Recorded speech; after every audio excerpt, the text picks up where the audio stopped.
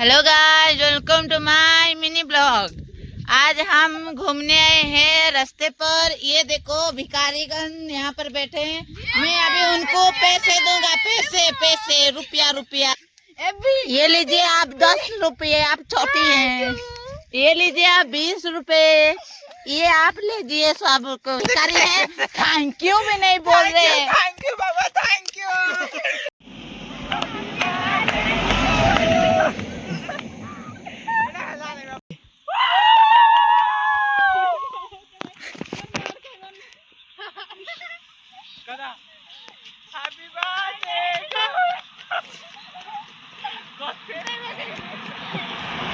तो भालू वहाँ पर क्या कर रहा है? हम दौड़ कर जाते हैं अभी। देखो देखो यहाँ पर है भालू। भालू कहाँ गए ये भालू?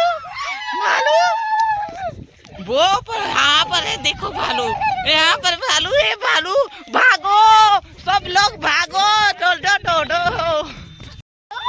अब हम चले जा रहे हैं। देखो वहाँ पर गाड़ी आ रही है। लोग भी बोल रहे हैं ये सब पागल हो गए। देखो भालू सॉरी भाकलू हो गया। भालू निकल कर तो हमारा पीछा कर रहा है। भागो सब भागो, साले नीलज।